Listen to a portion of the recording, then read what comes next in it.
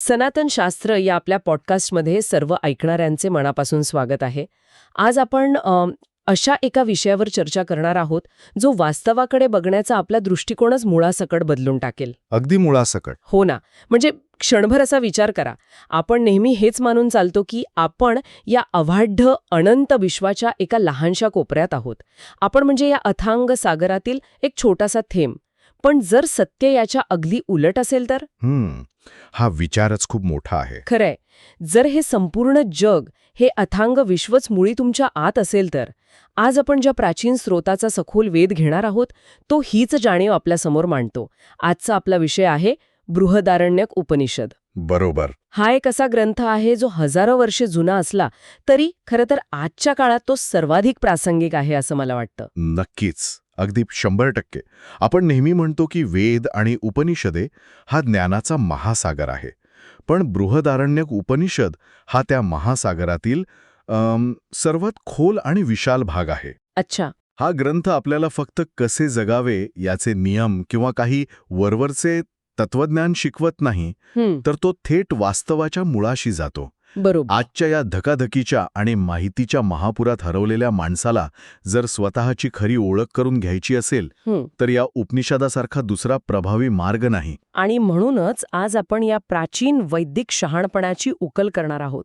हे शहाणपण आजच्या आपल्या रोजच्या जीवनात कसे लागू पडते हे आपण अगदी सोप्या भाषेत समजून घेणार आहोत. तर मग कोणत्याही इमारतीचा जसा एक पाया असतो तसा या उपनिषदाच्या संपूर्ण तत्वज्ञानाचा पाया काय आहे? पाया. आपण जर या ग्रंथाचा गाभा पाहिला तर तो एका अत्यंत साध्या पण तितक्याच गूढ समीकरणात सामावलेला दिसतो. ते समीकरण आहे आत्मा बरोबर ब्रह्म. मला वाटतं आपण इथूनच या प्रवासाला सुरुवात करावी. अगदी बरोबर. आत्मा आणि ब्रह्म हे दोन शब्द आपण अनेकदा ऐकलेले असतात, पण त्यांचा खरा अर्थ खूप कमी लोकांना समजलेला असतो. खरंय. जेव्हा आपण आत्मा म्हणतो तेव्हा आपण सहसा आपल्या शरीराचा किंवा सतत विचार करणाऱ्या आपल्या मनाचा विचार करतो. पण उपनिषद सांगते की तुमचे शरीर, तुमचे मन, तुमच्या आठवणी हे सर्व बदलणारे घटक आहेत. म्हणजे ते कायम राहणारे नाहीत. हो, ते तुमचे मूळ स्वरूप नाहीत. आत्मा म्हणजे तुमची ती शुद्ध जाणीव जी कधीच बदलत नाही. आणि ब्रह्म म्हणजे हे अनंत, निराकार, सर्वव्यापी वास्तव ज्यातून हे संपूर्ण विश्व निर्माण झाले आहे. अच्छा, म्हणजे जे माझ्या आत आहे तो आत्मा आणि जे या संपूर्ण विश्वात भरून राहिले आहे ते ब्रह्म. बरोबर. सामान्य समजूत अशीच असते. पण बघा, बृहदारण्यक उपनिषद इथेच सर्वात मोठी क्रांती करते. ते सांगते की हे दोन वेगवेगळे घटक नाहीतच. वेगळे नाहीत? नाही, हे एकच आहेत. आत्मा आणि ब्रह्म यांच्यात कोणताही भेद नाही. तुमच्या आतली ती शुद्ध जाणीव आणि विश्वाचा तो अनंत पाया हे एकच आहेत. हे समजून घेणं म्हणजे मानवी आकलनातील सर्वात मोठी झेप आहे. बापरे, हे ऐकायला खूप भव्य वाटतंय, पण थोडं अमूर्त किंवा समजायला कठीणही वाटते. या आपण एका आधुनिक आणि ओळखीच्या उदाहरणाने जोडून पाहूया का? हो, नक्कीच. समजा आपण आजच्या काळातील एक अत्यंत प्रगत असा व्हर्च्युअल रियालिटी किंवा VR चा चष्मा घातला आहे. तो चष्मा घातल्यावर आपल्याला एक पूर्णपणे वेगळं जग दिसते. अगदी खऱ्यासारखं वाटणारं जग. हो ना. आपल्याला वाटतं की आपण एका सुंदर पर्वतावर उभे आहोत. आपल्याला थंड हवा जाणवते. तिथे वाहणाऱ्या नदीचा आवाज ऐकू येतो. आपण त्या जगात खरोखरच फिरत आहोत अशी आपली खात्री पटते. पण प्रत्यक्षात काय घडत असतं? प्रत्यक्षात तुम्ही तुमच्या खोलीत एका जागी बसलेले असता. अगदी बरोबर. ते संपूर्ण पर्वताचे जग, ती नदी, ते आकाश हे सर्व कुठे तयार होत असतं? ते बाहेर कुठेही नसतं. ते सर्व तुमच्या जाणीवेमध्ये म्हणजेच तुमच्या चेतनेत तयार होत असतं. तुम्हाला जे काय बाहेरचं जग वाटतंय ते प्रत्यक्षात तुमच्या आतल्या सॉफ्टवेअरचा एक आविष्कार असतो. बृहदारण्यक उपनिषद हजारो वर्षांपूर्वी हेच सांगत होतं ना, की हे जे जग आपल्याला बाहेर दिसतंय ते प्रत्यक्षात आपल्या आतल्या चेतनेचाच एक विस्तार आहे. हे व्हर्च्युअल रियालिटीचे उदाहरण अत्यंत चपखल आहे. आणि इथेच म्हणजे बघा, आधुनिक विज्ञान आणि प्राचीन उपनिषदे यांच्यातला एक अतिशय मूलभूत फरक लक्षात घेण्यासारखा आहे. कोणता फरक? आजचे बहुतांश भौतिकवादी विज्ञान काय म्हणते? विज्ञानाचे मॉडेल असे आहे की सर्वात आधी मॅटर म्हणजेच भौतिक पदार्थ आला. त्या पदार्थांतून लक्षावधी वर्षांच्या उत्क्रांतीनंतर मेंदू तयार झालं आणि त्या भौतिक मेंदूतून कुठेतरी चेतना किंवा जाणीव निर्माण झाली. म्हणजे विज्ञानाच्या मते चेतना ही पदार्थाची एक दुय्यम निर्मिती किंवा आनुषंगिक परिणाम आहे. अच्छा, पण उपनिषदांचा दृष्टिकोन तर याच्या पूर्णपणे विरुद्ध आहे. 100% विरुद्ध. उपनिषद अत्यंत ठामपणे सांगते की चेतना ही नंतर आलेली गोष्ट नाही, तर ती सर्वात आधी आहे. चेतना आधी आहे. हो, चेतना हाच एकमेव पाया आहे. हे जे काही भौतिक जग आपल्याला दिसतंय, तारे, ग्रह, झाडे आणि अगदी आपली शरीरे, हे सर्व स्वतंत्रपणे अस्तित्वात नाहीयेत, तर ते त्या मूळ चेतनेतील केवळ एक भास आहेत. म्हणजे एखाद्या स्वप्नासारखं. अगदी जसे रात्री झोपल्यावर आपण स्वप्नात एक संपूर्ण जग पाहतो. त्या स्वप्नात पर्वत असतात, माणसे असतात, संकटे असतात, पण जागे झाल्यावर आपल्याला समजते की ते संपूर्ण जग आपल्या मनाच्या बाहेर नव्हतेच. बरोबर. तसेच हे जागेपणीचं जगही त्या अनंत चेतनेचाच एक खेळ आहे. हा विचार खरोखरच अवाक करणारा आहे. पण जर हे सर्व जग माझ्याच चेतनेत आहे, जर हे सर्व माझ्याच आतले एक प्रोजेक्शन आहे, तर मग माझ्या खऱ्या स्वरूपाला कसे शोधायचे? हा महत्वाचा प्रश्न आहे. कारण मी तर स्वतःला हे शरीर आणि हे विचारच मानून बसले आहे. स्वतःला ओळखण्याची, या भ्रमातून बाहेर येण्याची ती प्राचीन पद्धत कोणती? त्यासाठी या उपनिषदाने एक अत्यंत प्रभावी, क्रांतिकारी आणि थेट पद्धत दिली आहे. ती पद्धत म्हणजे नेती. नेती. हो, याचा अर्थ हे नाही, हे नाही. इंग्रजी त्याला मेथड ऑफ निगेशन म्हणता येईल. म्हणजे जे मी नाही ते सर्व ओळखून स्वतःपासून वेगळा करण्याची प्रक्रिया. अच्छा, म्हणजे एखाद्या कांद्याची साले काढल्यासारखे. अगदी तसेच. तुम्ही स्वतःला प्रश्न विचारता, मी हे शरीर आहे का? नाही, कारण शरीर लहानपणापासून आत्तापर्यंत अनेकदा बदलले आहे, पण मी तोच आहे. म्हणजे मी शरीर नाही. मग मी माझी इंद्रिये आहे का? नाही. मग मी माझे विचार आहे का? तर विचारही सतत बदलत असतात, ढगांसारखे येतात आणि जातात. मी राग आहे का? मी आनंद आहे का? नाही, कारण या भावना येतात आणि जातात. मग हे सर्व दृश्य, बदलणाऱ्या गोष्टी काढून टाकल्यावर शेवटी काय उरते? हे समजायला मला चित्रपटगृहातील एका पडद्याची उपमा खूप योग्य वाटते. कशी? समजा आपण एखाद्या चित्रपटगृहात बसलो आहोत आणि समोर एक मोठा पांढरा पडदा आहे. त्या पडद्यावर एक अत्यंत भावनिक आणि गुंतागुंतीचा चित्रपट सुरू आहे. बरोबर. कधी त्यात खूप आग लागलेली दिसते, कधी महापूर आलेला दिसतो. आपण त्या चित्रपटात इतके मग्न होतो की आपण विसरून जातो की तो फक्त एक प्रकाश झोत आहे. पण त्या पडद्यावरील आगीने तो पांढरा पडदा कधी जळत नाही. क्या बात आहे. त्या महापुराने तो पांढरा पडदा कधी ओला होत नाही.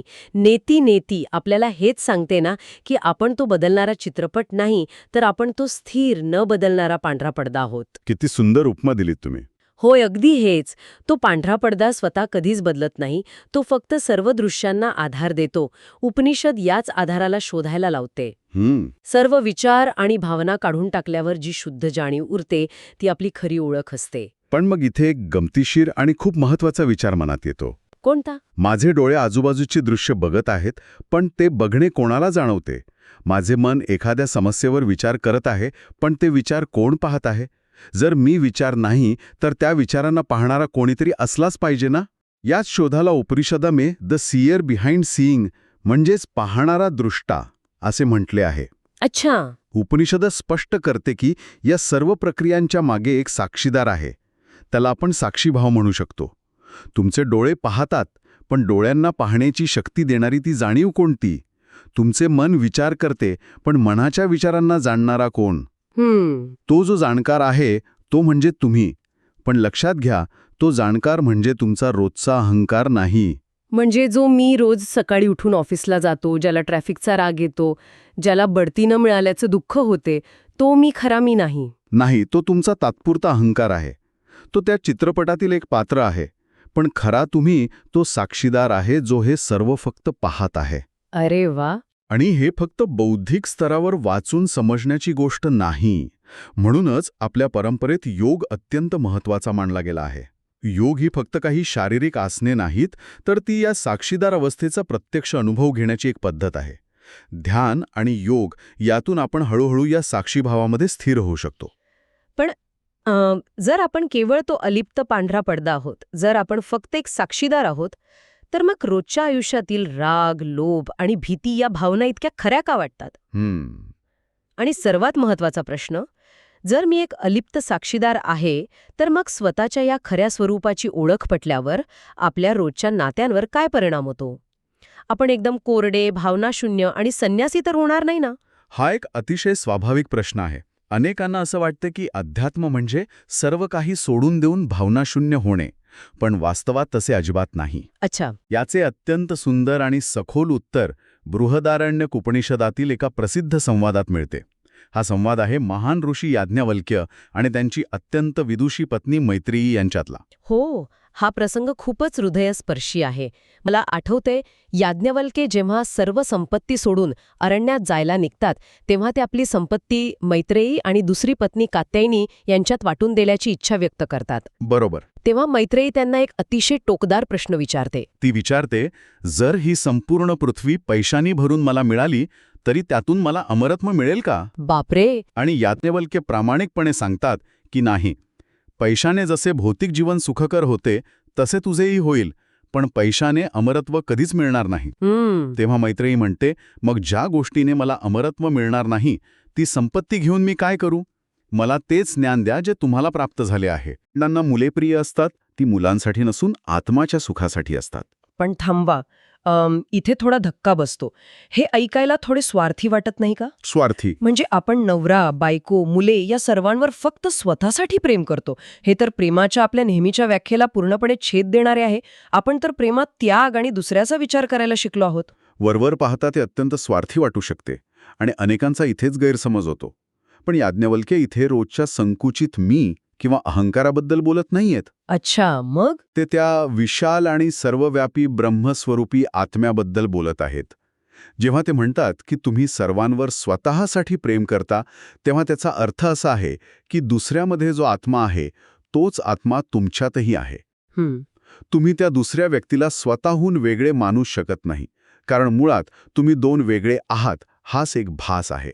अच्छा, म्हणजे जेव्हा मी एखाद्यावर खरे प्रेम करते तेव्हा मी प्रत्यक्षात माझ्या आणि त्यांच्यातील तो जो एकच आत्मा आहे त्याचीच ओढ अनुभवत असते. अगदी तसंच. नवरा, बायको, संपत्ती हे सर्व दुय्यम आहे. खरं प्रेम फक्त त्या मूळ आत्म्यावर असते, कारण ते आपल्याच खऱ्या स्वरूपाचं दर्शन असते. अगदी अचूक. जेव्हा आपण आपले हृदय विशाल करतो आणि समोरच्या व्यक्तीमध्ये, निसर्गामध्ये, अगदी प्राण्यांमध्येही आपलाच आत्मा पाहतो, तेव्हाच ते खरे अटींविना असलेले प्रेम असते. खरंय. तिथे कोणतीही अपेक्षा उरत नाही, कारण दुसरा कोणी उरलेलाच नसतो. सर्व काही एकच होते. हे समजल्यावर प्रेमाची व्याख्याच बदलून जाते. आणि मला वाटतं इथूनच भीतीचे मूळ सुद्धा समजायला मदत होते. उपनिषदातील एक अतिशय शक्तिशाली वाक्य मला इथे आठवतंय, द्वितीयाद्वयी भयम भवती. म्हणजेच जेथे द्वैत आहे तेथे भीती आहे. हे उपनिषदातील सर्वात क्रांतिकारी वाक्यांपैकी एक आहे. तुम्ही विचार करा, आपल्याला भीती कधी वाटते? जेव्हा दुसरं कोणीतरी असतं. बरोबर. जेव्हा आपल्यापेक्षा कोणीतरी दुसरा अस्तित्वात असतो. कोणीतरी माझा अपमान करेल, कोणीतरी माझी संपत्ती हिरावून घेईल, कोणीतरी मला सोडून जाईल, आजारपण मला नष्ट करेल. बरोबर. हे कोणीतरी दुसरा अस्तित्वात असल्याचा भास म्हणजेच द्वैत. जेव्हा आपण जगाला स्वतःहून वेगळे मानतो तेव्हा तिथे स्पर्धा, असुरक्षितता आणि साहजिकच भीती निर्माण होते. पण जेव्हा तुम्हाला हे ज्ञान होते की सर्व काही तो एकच आत्मा आहे, तेव्हा भीती कायमची संपते.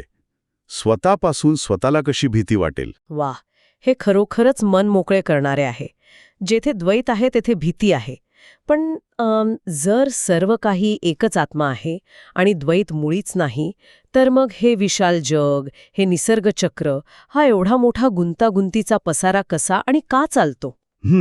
जर सर्व एकच आहे तर मग निसर्गात एवढी विविधता का आहे? या प्रश्नाचे अत्यंत काव्यमय आणि वैज्ञानिक उत्तर उपनिषदातील मधुविद्या या संकल्पनेत दडलेले आहे. मधुविद्या ही निसर्गाचे आणि अस्तित्वाचे एक अत्यंत सुंदर चित्र उभे करते. मधुविद्या सांगते की या अस्तित्वात असलेली प्रत्येक गोष्ट दुसऱ्या गोष्टीसाठी मद म्हणजेच पोषण किंवा आनंद आहे. मध म्हणजे निसर्गातील प्रत्येक घटक एकमेकांचे पोषण करत आहे? अगदी तसेच.